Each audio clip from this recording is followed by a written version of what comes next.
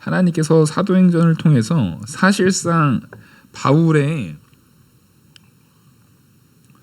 회심으로부터 바울의 모든 변화, 특히 이제 로마에 오기까지의 모든 생애를 사도행전에 다 담았어요. 그래서 사도행전은 성령 행전이라고 하는데 그 성령께서 사도들과 또한 사도 바울을 이끄신 역사를 기록해 놓은 것이다라고 보기에 이렇게 말을 해도 거의 틀리지 않습니다. 그래서 사실상 초반에 이제 사도들, 일부 사도들 그리고 바나바와 베드로에 대한 부분이 주로 거론되어졌다고 한다면 그 이후에는 계속 지금 사도 바울의 사역이 가장 주가 되고 있어요. 그래서 사도 바울의 좀 이 생애를 우리가 한번 쫙 돌이켜 보면 이 사도행전 전체를 한번 싹 조망할 수 있는 좋은 부분이 되거든요.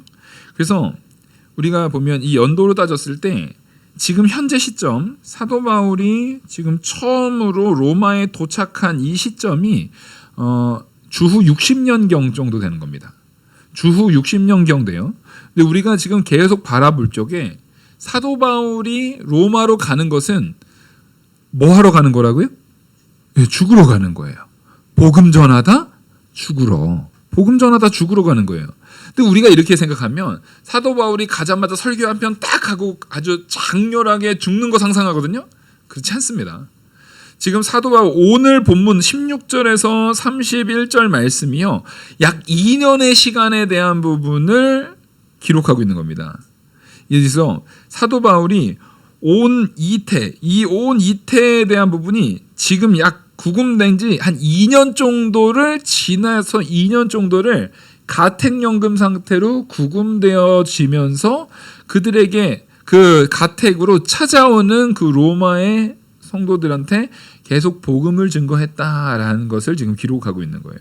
그러니까 사도 바울은 60년도에 와서 거기에서 2년 동안 로마의 그냥 가택연금입니다. 감옥, 쇠창살이 있는 감옥에 갇힌 게 아니라 이렇게 옛날에 그런 거 생각하시면 돼요. 그 귀양 가잖아요. 저는 정약용을 되게 좋아했었는데 정약용은 귀양 가서 산 집도 귀양살이 하던 집도 꽤 좋았습니다. 그 정약전인가? 그 정약용의 형이 있어요. 거기 보면은 오히려 둘 다 실학으로 좀 유명한데 그 형은 아주 실생활에 필요한 막 이런 거, 막 이런 게 무슨 어본가 뭐 자산 어본가 그걸 기록하기도 했던 그 둘 다 제가 되게 좋아했던 게 둘 다 이제 카톨릭 신자였는데 두 가지 해석이 있어요. 완전히 돌이켰다라는 부분도 있고 실제 그 형들은 끝까지 신앙에 대한 부분을 부인하지 않고 죽어요. 그 둘째 형은 바로 거기서 처형당하고요.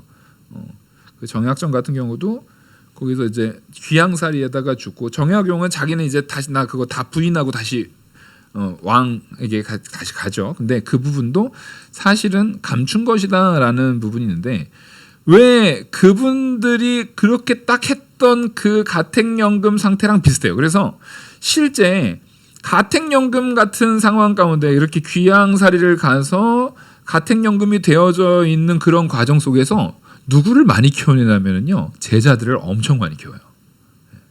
제자들을 엄청 많이 키웁니다. 지금 사도 바울이 딱 있는 모습이 그것과 아주 비슷한 상황인 거예요. 로마에서 2년 동안 가택연금을 당하고 있는 겁니다. 그러면 2년 후에는 어떻게 됐는가? 사도 바울이요 2년 후에는 풀려납니다. 사도 바울은 지금 죄가 있어요 없어요? 죄가 없어요. 그러니까 60년에 들어가서 62년 정도 되면은요 로마에서 처음으로 투옥되어가지고 그렇게 있다가 실제로 62년도 사실상 제가 로마의 감옥으로 가는 것까지가 4차 전도여행이라고 말씀을 드렸잖아요. 그거는 4차 전도여행의 시작이라고 말씀을 드린 겁니다. 실제로 4차 전도여행이 있었어요.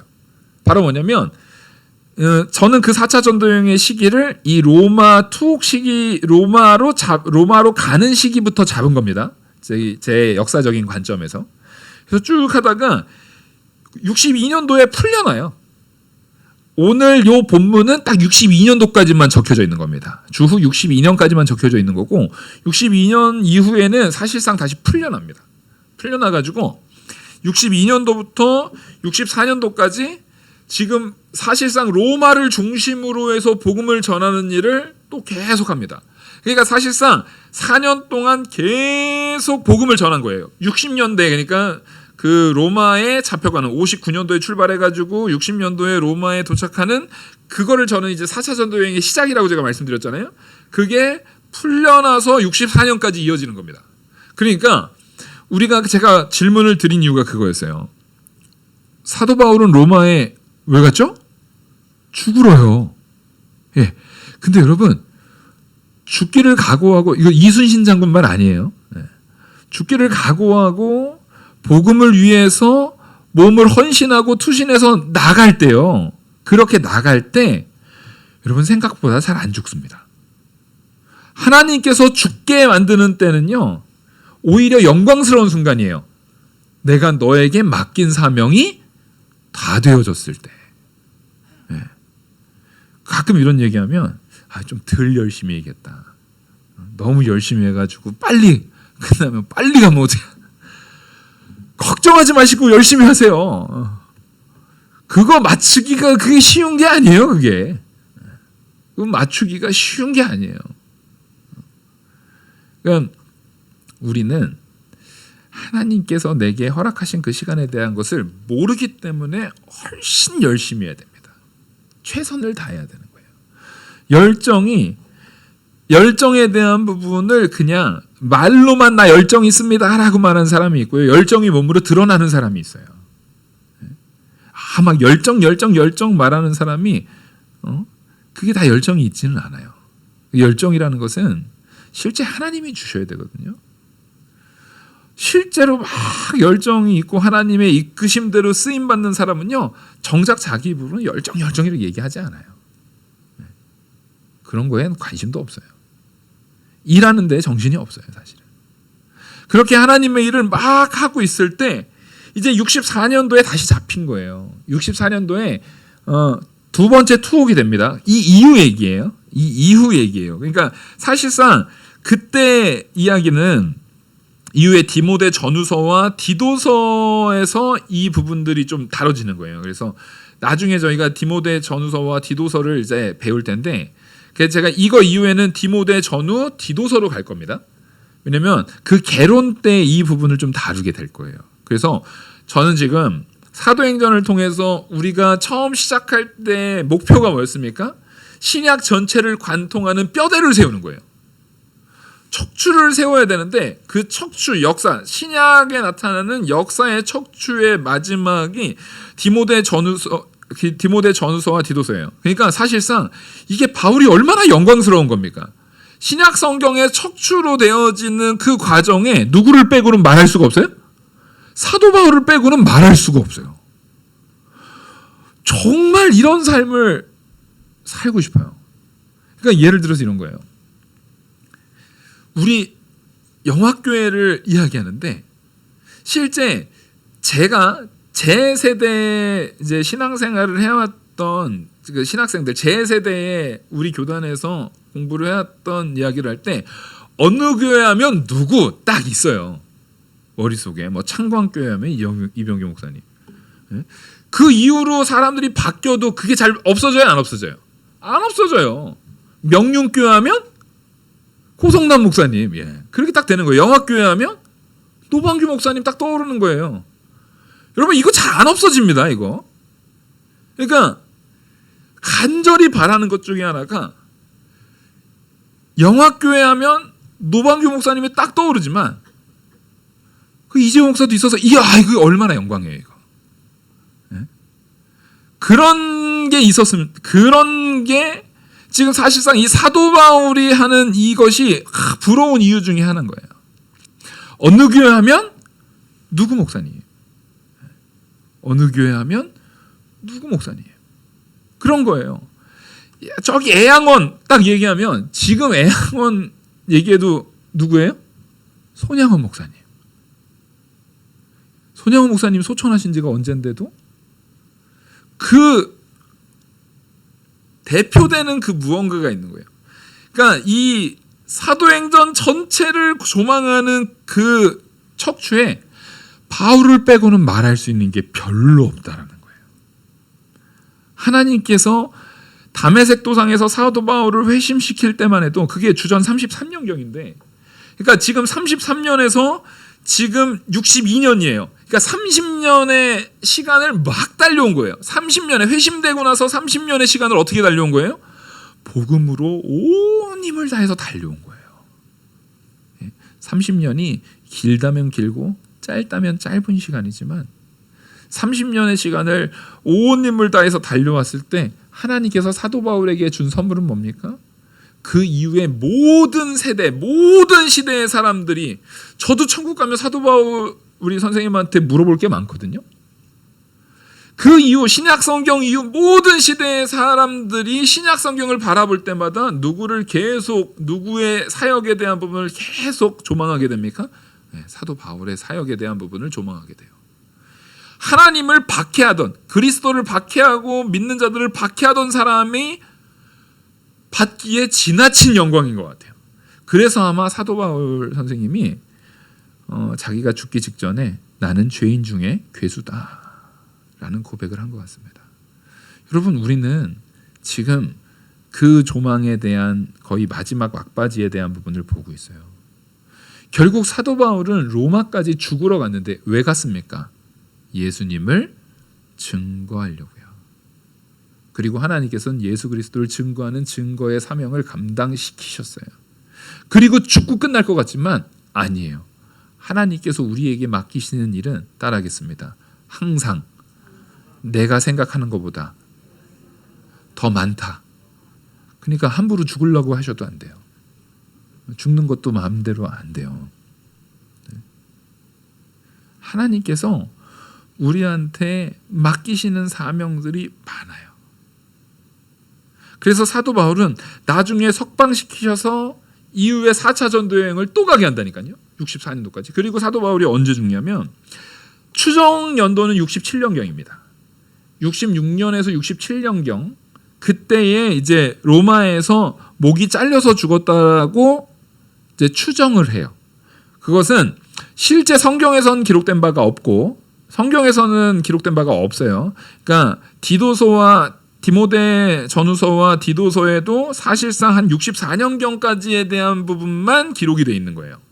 그 이후에는 우리가 흔히 외경이라고 하는 그런데, 그러니까 사문서에서 그런 기록들이 남아 있는데, 그것을 우린 100% 그것을 진리로 받아들이진 않습니다. 그냥 역사적 사료로서 받아들여서 그 부분을 일정 부분 이게 맞겠다라고 추정한 추정 연대가 66년도에서 67년도인 거예요.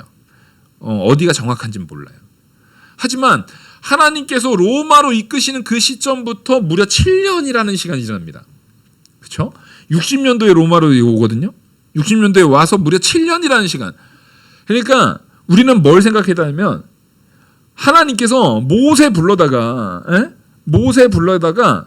출애굽 너 출애굽 시키겠다 80세에 불렀기 때문에 모세가 마음으로는요, 출애굽 시키고 가서 애들 이렇게 다 가나안 땅 들여보내고 뭐 하고 하면은 한 82세 83세쯤에 죽을 생각하고 있을지도 모르겠어요. 근데 하나님이 몇 년까지요? 무려 40년을 돌려서 모세는 120세에 내려가요. 하나님의 때는 언제나 우리가 생각하는 것보다 더 큽니다. 더 많은 것을 요구하세요. 더 분명한 변화를 우리한테 촉구하시고 이끄시는 거예요. 그래서 이 사도 바울에게 무려 7년이라는 시간을 더 허락해서 사도 바울로 하여금 하나님 앞에 충성된 자로 서는 일에 부족함이 없게끔 계속 세우고, 제일 중요한 걸 뭘 시킨 거냐면 그 시간, 아까 말씀드렸듯이 가택연금하는 그 시간 동안 누구를 많이 키워요? 제자들을 많이 키워요. 제자들을, 이미 있는 제자들을 더욱더 명확하게 세울 뿐만 아니라 여기에서요, 우리가 흔히 말하는, 제가 성경 중에서도 가장 짧은 시간에 성경을 본다 그러면 이제 보통 산기도 딱 같은 데 간다 그러면은 그때는 신약을 다 읽거든요. 그래서 구약은 새벽 때마다 제가 꾸준히 읽는 게 구약이에요. 구약은 평소에 계속 읽어요. 근데 상기도 같은 데 딱 가면은 무조건 신약을 다 읽고 옵니다. 근데 만약에 기도를 한 이틀 내외로 간다. 그러면 읽는 게 뭘까요? 네, 옥중서신이죠. 옥중서신. 우리 성도님들 지혜로우셔. 딱 아시잖아요. 옥중서신을 읽어요. 그게 바로 이때 기록된 겁니다. 왜 옥중서신을 읽냐면 그 옥중서신 에베소, 빌립보, 골로새, 빌레몬서 이런 걸 통해서 정말 가리키고자 하는, 정말 사랑하는 제자들에게 남기고자 하는 말들 있잖아요. 충분한 내공이 가득해 있는데 그 내공을 딱 담아서 하나 딱 남기고자 하는 그 능력이요. 그것을 딱 하는 것들이 이게 막 쌓여져 있는 거예요. 그래서 실제 사도 바울의 기록들을 보면은요, 앞선 기록들하고 후대 옥중서신의 기록들하고 둘 중에 사랑이 어디에 넘쳐날까요? 옥중서신의 사랑이 훨씬 많이 묻어나는 것을 깊이 있게 읽어보면 느껴집니다. 근데 이게 또 누가 그래요? 사도 요한. 사도 요한을 보면은 요한 1, 2, 3서, 요한 계시록 이걸 보잖아요. 그건 요한이 앞서 젊었을 때 요한은 우레의 아들이었거든요. 다 죽여버리시죠. 예수님 저들 다 죽여버리십시오. 막 이러던 자가 나중에는 사랑의 사도가 돼요. 하나님과 만나고 가까워지고 더 친밀한 하나님과의 교제 가운데 있으면은요, 분명하게 달라지는 특징이 사랑이 넘쳐납니다. 사랑이 넘쳐나게 돼 있어요. 이게 너무나도 명확한 특징이기 때문에요. 이 특징이 나한테 온전히 보여지지 않는다고 하면은 정신 바짝 차리고 다시 나의 신앙에 대한 부분을 부여잡으셔야 됩니다. 이거는 너무나도 분명한 특징이에요. 너무나도 분명한 특징이에요. 저는 아직도 참 잊을 수가 없는 게, 제가 목사 안수 받을 때, 그때가 이제 이병규 목사님이 마지막 목사 안수를 했던 해셨어요. 그 이후에 이제 완전히 거동을 하실 수가 없는 정도로 이제 주저앉으셔서 그 다음부터는 안수식에 참여를 아예 안 하셨습니다. 그리고 얼마 안 있다 돌아가셨어요. 그때 제가 오해를 받은 게 하나가 있었어요. 제가 이시잖아요. 그러니까 그 순간에 이병규 목사님이 저를 불러서 따로 개인적으로 해주신 말이 있어가지고, 이제 목사 안수를 받으려고 하면은 그때만 해도 창광교회 버스가 있었습니다.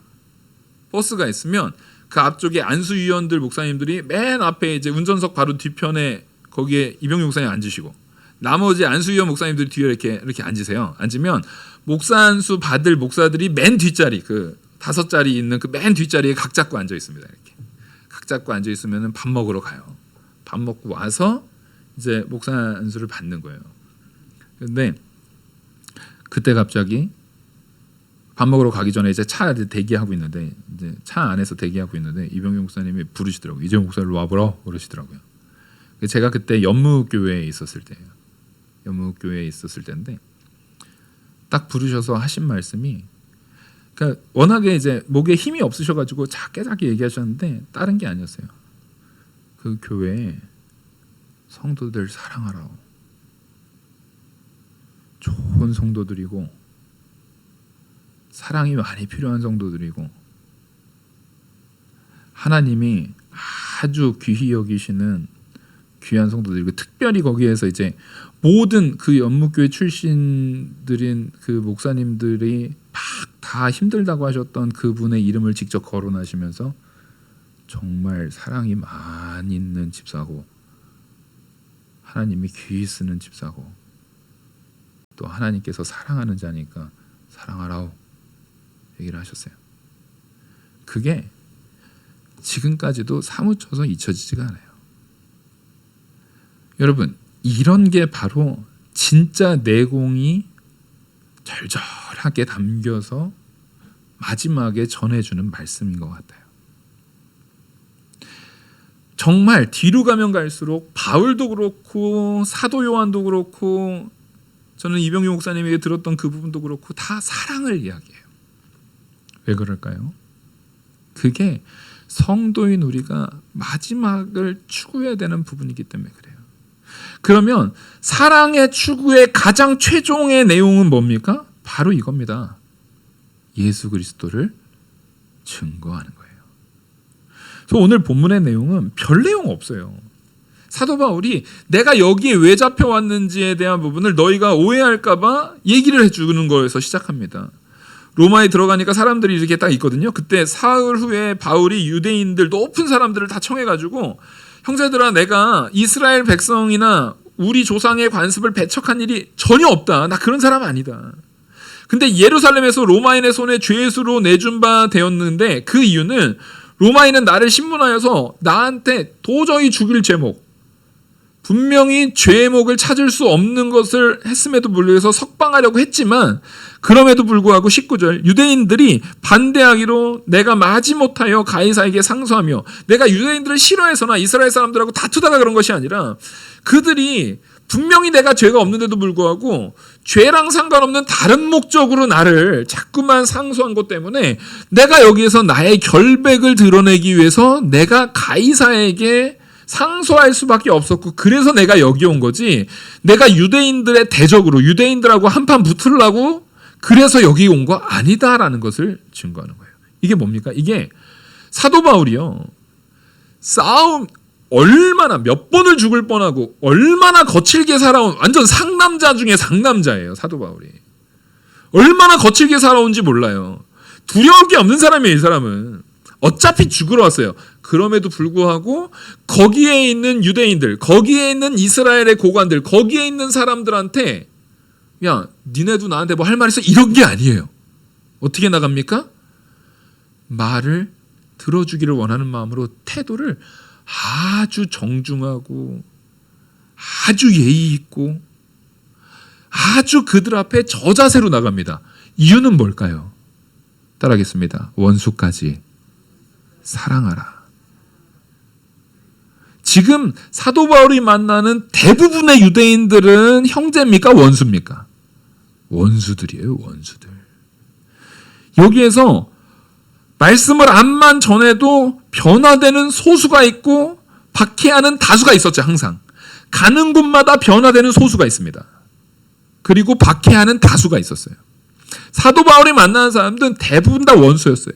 근데 그 원수들에 대해서 복음을 전하는 일을 위해서는 그들 앞에 고개를 납작 숙입니다.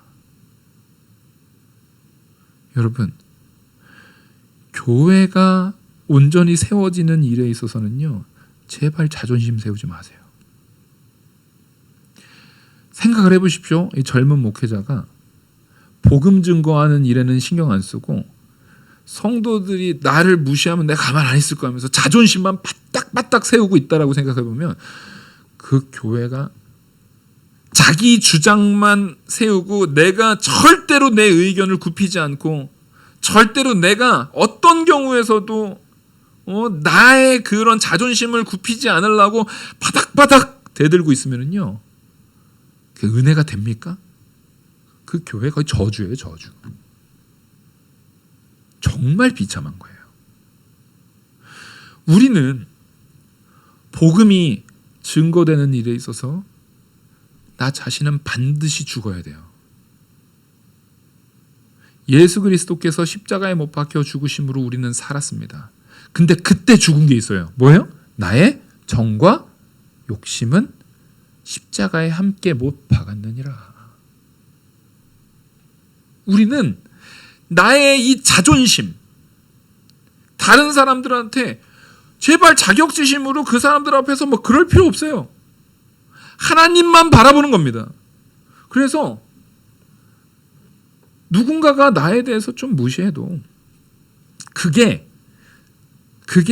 나만을 무시하는 거면은, 나만을 공격하는 거면은 그건 뭐 얼마든지 참을 수 있어요.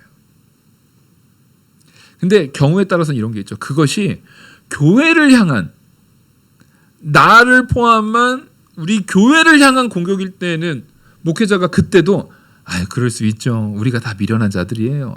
내가 그렇게 생각해서 이렇게 하면 돼요? 그때는 갖다 들이박아야 됩니다. 여러분, 자신에 대해서는 얼마든지 낮추세요. 하지만 하나님의 진리를 세워나가는 일, 하나님의 그 택한 백성들의 그 교회를 세워나가는 일에 있어서는요, 여러분, 영화교회를 세우는 게 우리 교회 안에 우리들입니까? 우리 밖에 있습니까? 영화교회는 우리가 세우는 거예요. 하나님께서 우리 성도들로 채워주신 우리들로 세우는 거지, 이 밖에서 아무리 우리에 대해서 함부로 한다 할지라도 거기에는 절대 넘어가서는 안 돼요.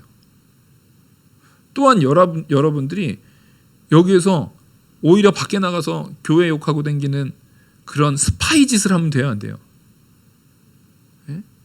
우리 교회는 이게 문제고, 우리 교회는 저게 문제고, 우리 교회는 요게 문제고, 뭐 설교가 어떻고 사랑이 없고 뭐가 어떻고 저쩌고를 말하더라도 저한테 와서 하세요. 차라리 교회 안에서요, 장로님한테 오셔가지고 상담을 하시고, 저한테 상담을 하시고, 우리 권사님들한테, 그리고 구역장님들한테 이 안에서 해결하셔야 되는 거예요. 근데 그걸 내가 여기서 나가서 딴 데서 욕하는 순간에는 그거는 하나님께서 기뻐하시지 않습니다. 하나님께서 기뻐하시지 않아요. 우리는요, 하나님의 이 일을 세워나가는 일에 있어서는요, 목숨을 내어놓지만 그 복음을 증거되게 하기 위해서는 내 자존심은 다 깔아뭉개고 밑에 다 엎드릴 수 있어야 되는 겁니다. 그래서 제가 볼 적엔 목회자의 덕목 중에 하나는 겸손. 이게 말로 표현하기에 가장 고급진 언어는 겸손이 맞아요.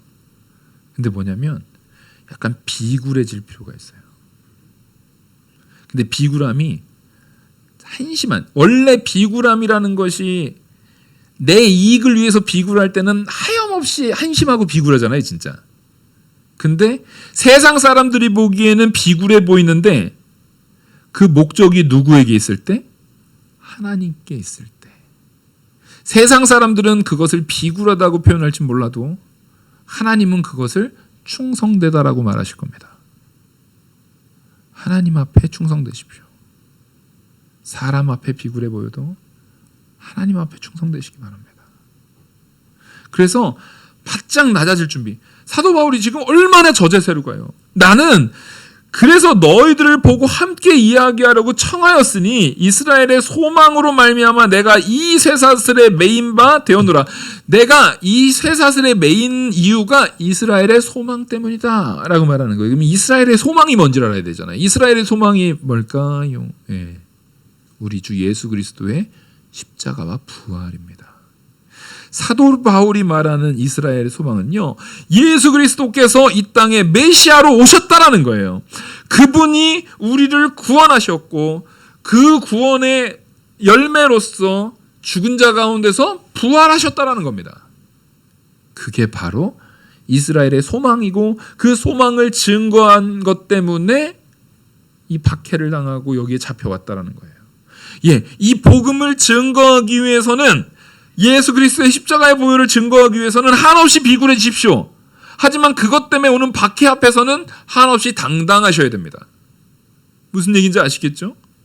내가 이것을 이 사람한테 전하기 위해서는 내가 좀 낮아지십시오. 저 사람의 비유도 마치고 그 사람들한테 복음을 전하기 위해서는 내가 고자세로 자존심 빡빡 세우고 있으면 그 사람 내 말 안 들어요. 그걸 위해서는 좀 낮아지십시오. 그런다고 내가 인격적으로 낮아지는 게 아니에요, 절대. 하지만 그걸 통해서 오는 박해에 있어서는 당당하셔야 됩니다. 거기에선 비굴해지셔서는 안 돼요. 교회를 박해하려는 공격, 우리 교회를 무너뜨리려고 하는 공격, 우리 교회를 음해하고 우리 교회에서 서로 간의 분쟁을 일으키게 하려는 그런 모습들에 있어서는요, 특별히 우리 어머니들, 우리 권사님들이 어떻게 하셔야 됩니까? 단호하게 너 그만해! 그런 소리 하지 마. 어디 교회에 대해서 그런 터무니없는 말 하지 마! 이렇게 하셔야 되는 거예요. 바로 세우셔야 되는 겁니다. 거기다 동조해가지고 내가 저기서 들었는데 이랬대 저랬대 이러시면 안 돼요. 우리는 하나님께서 주시는 이 가치에 대한 부분을 분명하게 세워서 사도 바울은 옳다 아니라 하는 겁니다. 내가 확실하게 옳은 것만 증거하는 거예요. 아닌 것은 오전에 잠언에서 말했던 것처럼 잠잠한 겁니다. 잠잠하셔야 됩니다. 그때. 그래서 하나님의 말씀이 증거되는 일에 있어서요, 흔들림이 없으셔야 돼요. 제발 교회에서 이런 소리 하지 마십시오. 우리 다 사람이라 누가 모릅니까? 사람이 다 죄인이니까 몰라요 그걸 우리가? 그 죄인인 우리를 위해서 예수님이 죽으셨다고요. 언제까지 계속 예수님 한 번 더 죽어요? 예수님의 단번 속죄로 우리는 이미 변화된 자들입니다. 그러면 그걸 핑계 삼을 것이 아니라 그것을 극복하려고 애를 쓰셔야 됩니다. 그래서 삶의 태도와 삶의 모습에서 반드시 변화가 있으셔야 돼요. 30년, 사도 바울은 30년의 시간 속에서 아예 대적자에서부터 지금 어떤 자 목숨을 내걸고 하나님 말씀을 증거하는 충성된 사명자로 세워졌어요. 여기서요, 신앙생활 30년 안 하신 분 몇 명 안 되잖아요 지금 여기. 그렇죠? 여기 앉아 계신 분 중에 신앙생활 30년째 안 되신 분들 몇 명 안 계시잖아요. 우리 아이들 빼고는 아마 제가 볼 적에는 이렇게 얼핏만 봐도 거의 뭐 한 명도 안 계실 것 같은데요. 신앙생활 한 30년 안 되신 분들은 몇 명 안 돼요 지금 여기. 젊으신 분들 몇 명.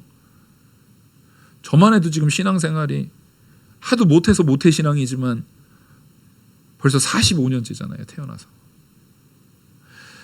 철이 들고 나서부터도 30년이 넘었어요 지금. 근데 우리의 그 시간 동안에서의 신앙생활을 사도 바울보다 훨씬 더 오랜 시간, 사도 바울보다 더 명확하게, 사도 바울은 자기가 서신을 써가면서 깨달은 것을 적어놨잖아요 성경으로. 근데 우리는 그거를 거저 얻었잖아요. 내가 경험해서 깨닫는 게 어렵습니까? 쉽습니까? 이거 기록된 거 보고 깨닫는 게 쉽습니까? 기록된 거, 책에 놀라운 파워풀한 능력이 그거예요. 우리가 보고 깨달을 수 있잖아요. 근데 깨달은 걸 가지고 30년이 훨씬 지났는데도 지금 내 모습을 보십시오.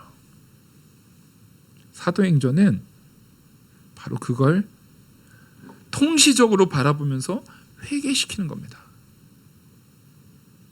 우리는 이들 앞에, 그 모든 사람들 앞에 그리스도만 온전히 전하려고 내가 각오를 하고 딱 간 거예요. 근데 꼭 그럴 때 이런 변명을 해요. 목사님 저거 복음 전하려고 해도요 사람들이 그거 듣지도 않아요. 사람들이 막 무시해요. 사람들이 막 그래요. 예, 알아요. 전도 해봤으니까. 근데 딱 그렇게만 말하시는 분들은요 전도 제대로 안 해보신 분이에요. 어쩌다 한번 나와서 한번 나갔다 와보신 분들이 그런 말 딱 합니다. 진짜 전도를 해보잖아요. 진짜 하나님 앞에 열심으로 전도하면은요 그 무시당함이 얼마나 기쁜지 몰라요. 그 사람들한테 업신여김을 당하는 게 얼마나 기쁜지 몰라요. 그리고 그 안에서 그 업신여김을 당하는 가운데에서도 한 번씩 하나님께서 성도 아닌 다른 사람의 입술로 칭찬 듣게 하시는 일들이 있어요, 없어요? 있어요. 하도 안 하니까 없는 거예요. 하도 안 하니까. 뭐 당체 전도를 해봤어야 그런 경험도 있죠. 예? 하도 안 하니까 그런 경험이 없는 거예요. 하나님 앞에서 충성되게 할 때, 지금 사도 바울이 우리도 그렇게 하고 싶어도 사람들이 말 듣지도 않아요. 해보라니까요. 들어요. 보십시오. 사도 바울한테 이렇게 말합니다. 사도 바울이 그렇게 했을 때 그 사람들이 21절, 그들이 이르되 우리가 유대에서 내게 대한 편지도 받은 일도 없고 또 형제들 중에 누가 와서 내게 대하여 좋지 못한 것을 전하든지 이야기한 일도 없느니라. 이제 우리가 너의 사상이 어떠한가 듣고자 하니 이 파에 대하여 어디서든지 반대를 받는 줄 알기 때문이라. 뭐냐면은요, 사도 바울이 이 복음이라는 것이, 예수 그리스도를 전하는 것이 어딜 가나 반대를 당한다라는 것은 이들도 알아요. 성도도 알고 안 믿는 사람들도 알고 있어요. 원래 이것은 당연한 겁니다. 예수님이 네가 내 이름을 가지고 나갈 때마다 사람들한테 어려움 당할 거라는 것은 이미 전제하셨어요. 근데 정작 그 사람들이 우리를 집요하게 괴롭히는 게 아니라 사실상 뭐 하라는 거예요? 별로 그거에 대해서 우리한테 적의가 없는 경우가 훨씬 많아요. 오히려 제가 신앙생활하고 전도하면서요, 저한테 가장 적의를 많이 표현하는 분들은요, 불신자가 아니라 성도예요. 저에 대해서 헐뜯고, 저에 대해서 악평하고, 저에 대해서 제가 참 별의별 악평 다 들어봤거든요. 전에 사역하던 목사님하고 싸워가지고 아주 심하게 싸워가지고 쫓겨났다라는 얘기까지 제가 들어본 목회자입니다. 제가 좀 싸납게 생기긴 했지만 그런 나쁜 놈은 아니었거든요. 근데 별의별 소리 다 들어요. 하지만 그런 이야기란 건 불신자들은 아니에요. 성도들입니다. 성도가 그런 소리를 해요. 성도 중에서도 중직자들이 그런 소리를 했어요. 말이 중직자지 뭐. 아주 오랜 세월을 믿는 사람들한테서 오히려 그런 평가를 받아요. 정작 복음 들고 나갈 때 믿지 않는 자들은요, 궁금해합니다. 궁금해해요. 단지 우리가 그랬다던데 카더라에 카더라만 잔뜩 들어가지고 부정적인 카더라만 잔뜩 들어요. 왜요? 전도 안 하고 싶어서. 안 할 거니까 나는. 안 할 수 있는 이유를 5만 가지를 만들어 놓는 거예요. 목사님 요즘 시대 무슨 전도예요. 이것도 문제고요. 저것도 문제고, 이것도 문제고, 이것도 문제고, 이것도 문제고요. 얼마나 어려운 게 많은데요. 더우면 더워서 문제고요. 추우면 추워서 문제고요. 날씨가 좋으면은 그땐 잠깐 나들이도 좀 갔다 와야죠. 5만 가지 이유 하면 사람들이 무시해요. 받지도 않아요. 그러면 아니 받지도 않는다는데 전도지 가지고 나가시면은 한 20분이면 나눠드리고 오세요. 아니 어떻게 하셨어요? 나가면은 전도지를 받지도 않으신다던데 어떻게 20분 만에 하셨어요? 다 버리고 오셨나요? 누가 뻥친 거예요 지금? 누구 한 명은 거짓말하고 있는 거잖아요 지금. 버리고 온 거예요? 안 받는 사람은 개 중에 몇 명 있는데 언제나 그 나쁜 것만 이따만하게 만들어요. 나쁜 것만 이따만하게 만들어요. 좋은 것들, 하나님이 채워주신 좋은 것들에 대해서는 다 모르는 체하고 힘들고 어려운 것만 이따만하게 만들어요. 그렇게 다 그러기 시작하면은요, 누구도 하나님의 일 가운데 온전히 쓰임받을 수 있는 사람은 한 명도 없어요. 사도 바울이 그렇게 하기 시작했으면 이미 다메섹 도상에서 이제 눈 고쳐야 되는 그 시점에서 나 이건 못 해먹겠다 하고 그만뒀어야 돼요. 여러분, 오히려 그들은 네가 무슨 얘기하는지, 이게 도대체 사람들이 다 반대한다던데 무슨 얘기하는지 지금 이 사람들 궁금해해요, 안 궁금해해요? 궁금해합니다. 근데 목사님 근데 요즘에는 안 궁금해요. 시대가 바뀌었어요. 시대가 바뀐 걸까요? 전하는 사람의 실력이 바뀐 걸까요? 바울은 그게 궁금할 정도로 충성한 사람이었는데 내가 전하려고 하니까 안 믿는 사람도 저 인간은 안 궁금해. 왜냐하면 믿는 사람이라고 있는데 믿는 사람이라는 사람의 태도나 행동이 안 믿는 나나 쟤나 도찐 개찐이에요. 거기서 거기야. 그 밥에 그 나물. 표현할 수 있는 건 5만 가지가 있죠. 그러니까 뭐가 궁금해요? 삶이 별거 없는데? 형편없는데? 오히려 예수 믿는 사람들 맨 거짓말만 하고 예수 믿는 사람들 한심해서 너나 잘해라 이런 말은 지금 그들이 주님을 궁금해하지 않는 것이 아니라 그들은 예수님은 궁금해요. 근데 예수님을 전한다라고 말하는 사람들의 태도가 형편없다 보니까 그 사람한테 듣는 게 궁금하지 않은 것뿐이에요. 우리의 실력이 형편없음 때문에 우리가 오히려 뭘 맡고 있는 겁니까? 전도의 길을 막고 있어요. 오히려 교회 안에 있는 성도를 내쫓지는 않으면 다행이죠. 여러분, 오늘 사도행전 마지막 날입니다. 전도에 이거보다 더 명확한 소명감을 줄 수 있는 본문은 사도행전만큼 명확한 소명감을 주는 본문은 없어요. 여기에서 우리가 짚고 넘어가야 됩니다.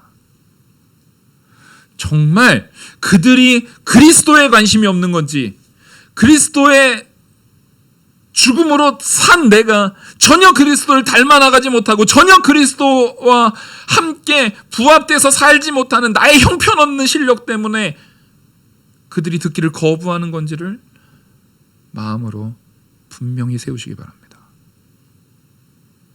우리는 말씀 앞에 정직해져야 됩니다. 말씀 앞에 양심껏 서야 돼요. 내가 오랫동안 믿어왔던 경험이, 내가 오랫동안 믿어왔던 그 시간이 내 신앙의 실력이 되는 거 전혀 아니에요. 전혀 아니에요. 오늘 이 순간부터 성도로서의 태도를 변화시키는 말과 언행으로 바꾸셔야 되는 거예요. 그래서 그들이 얼마나 듣고 싶어 했는지 그 말을 믿는 사람도 있고, 이제 이 말씀을 전할 때 23절, 그들이 날짜를 정하고 그가 유숙하는 집에 많이 오니 바울이 아침부터 저녁까지 강론하여 하나님의 나라를 증언하고 모세의 율법과 선지자의 말을 가지고 예수에 대하여 권하더라. 그 말을 믿는 사람도 있고 믿지 아니하는 사람도 있어 서로 맞지 아니하여 흩어질 때에 바울이 한 말로 이르되 성령이 선지자 이사야를 통하여 너희 조상들에게 한 말씀이 옳도다. 일렀을 때 이 백성에게 가서 말하기를 너희가 듣기는 들어도 도무지 깨닫지 못하며 보기는 보아도 도무지 알지 못하는도다. 이 백성들의 마음이 우둔하여져서 그 귀로 둔하게 듣고 그 눈은 감았으니 이는 눈으로 보고 귀로 듣고 마음으로 깨달아 돌아오면 내가 고쳐줄까 함이라 하였으니 그런즉 하나님이 이 구원이 이방인에게 보내지어진 줄 알라. 그들은 그것을 들으리라 하더라. 자, 유대인들 안에서는요, 시간 정해가지고요, 그러니까 지금 거의 요즘에 저기 대치동 1타 강사예요. 스케줄 꽉 차 있는 거예요. 가택연금 거기로 다 찾아가는 거예요. 지금 찾아가서 계속 들어요. 근데 여러분, 자기가 찾아갔다고 해서 구원받아요? 우리의 구원은 하나님이 주시는 거예요. 그래서 그 안에서 듣는데도 이사야서에서 선지자가 예언한 것처럼 깨닫는 자도 있고 못 깨닫는 자도 있고 믿는 자도 있고 안 믿는 자도 있고 대부분 안 믿는 자들이 더 많았다는 것을 지금 보여주고 있어요. 그럼에도 불구하고 사도 바울은 그거 봐, 전해줘봤자 안 믿는 사람 천지야, 말해봤자 소용없어, 이렇게 했어요? 아니요. 끝까지 목숨 걸고 올 때마다 온 힘을 다해서 전했어요. 이게 밑 빠진 독에 물 붓기입니까? 아니에요. 여러분, 제발 우리는 내 독이 이거 밑이 빠졌는지 안 빠졌는지는 관심도 갖지 마세요. 우린 그건 주인이 걱정하실 일이에요. 왜 소가 이 밭을, 왜 소가 계산하고 있어요? 이 밭을 이렇게 해서, 우리 주인이 일을 못 하시는데 이건 이쪽으로 해가는 게 나은데, 왜 소가 그 걱정을 하고 있어요? 우리는요, 주는 거 먹고, 주인이 전진! 하면 전진하는 거예요. 전진하는 거예요. 멈춰 하면 멈추는 거예요. 가라 할 때 가고 서라 할 때 서는 거. 그게 우리가 할 일인 겁니다. 그 소한테 힘이 부족하면 먹이시는 것도 아버지께서 먹이실 거예요. 병충해에 들었으면은요, 하나님께서 그것도 약을 먹이실 거예요. 우리는 그 말씀대로 순종해나가는 충성된 자가 되면 되는 겁니다. 그들이 이 말씀에서 오늘은 5명, 사도 바울이 오늘은 10명이 왔는데 10명 중에 9명이 다 안 믿고 싸우다가 돌아갔어, 그렇다고 좌절해요? 아니에요. 그럼에도 이것이 따라하겠습니다, 하나님 뜻대로 되었구나. 이사야서에서 선지자가 예언한 것처럼 하나님 뜻대로 오늘도 믿는 자가 있고 안 믿는 자가 있구나. 우리는 그 결과는 우리가 신경 쓸 게 아니에요. 근데 요즘 이 시대는요, 너무 결과지향적이에요. 아까 오전에도 말씀드렸지만 일단 저 사람이 돈이 많으면 장땡이에요. 그냥 결과지향적이지 마십시오. 과정이 훨씬 중요합니다. 내가 가난한 자가 된다 할지라도 이 땅에서 저 사람보다 더 덜 좋은 집, 덜 좋은 거 먹고 덜 좋은 차 타고 더 부족한 상황에 있었어도 과정 가운데서 하나님이 나에게 명령하신 그 정직함, 그 신실함, 그 거룩함에서 타협하지 않았으면 잘하였습니다. 충성된 종이십니다. 그 상급은 하늘에 쌓였을 줄 믿습니다. 저는 야망쟁이라고 말씀드렸잖아요. 하늘의 상급 쌓기를 굉장히 소망합니다. 그래서요, 이 땅에서는 덜 좋은 차 탈 거예요. 이 땅에서는 덜 좋은 거 먹을 거예요. 이 땅에서는 좀 덜 좋은 걸로 이왕이면 한 푼이라도 더 세일하는 거 해가지고 신고 입고 할 거예요. 하지만 여러분, 영원한 천국에서 하나님께서 베푸시는 은혜로서는 찬란한 영광 가운데 빛날 줄 믿습니다. 우리 그거 추구하는 자들이에요. 그걸 바라야 됩니다. 그리고 그것을 유산으로 남기십시오. 그게 유산이 돼야 됩니다. 부모님을 통해서 받은 그 말씀이 나를 거룩하게 이끌고 있다면 나는 최고의 유산을 받은 자예요. 부모님의 그 언제나 나를 향해서 말씀하신 그 내용으로 내가 좀 더 거룩한 선택, 내가 좀 더 믿음 있는 선택, 내가 좀 더 신실한 선택을 했다면 나는 가장 값진 보화를 받은 자입니다. 오늘 우리가 이제 사도행전을 마칠 거예요. 사도행전을 마치는데 이 마음가짐을 마음에 새기시기 바랍니다. 30절 보시면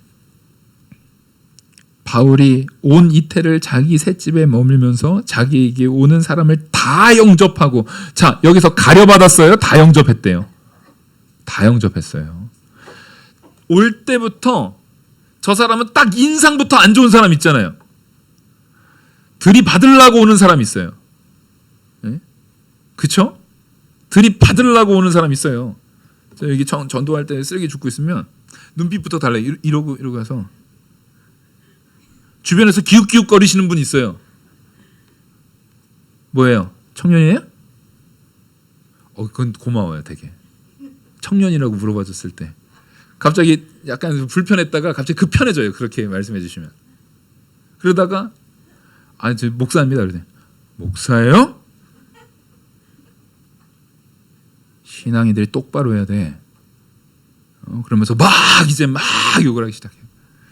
제가 쓰레기를 주우면서 가고 있는데 쫓아오시면서, 그래서 같이 이제 대담을 하면서 그러니까요. 잘하겠습니다. 예, 잘하겠습니다. 근데 그때 그 주연교회 앞에서였는데 아마 그분이 우리 여기 이 동네 어느 교회 권사님이실 것 같아요. 그분이 기가 막힌 말을 한마디 해주셨어요. 그렇게 욕하는데 정작 그 목사님은 쓰레기 줍고 있는데 당신은 옆에서 뭐하고 있냐고. 예, 이렇게 가끔 지원군도 팍팍 보내주세요. 하나님이.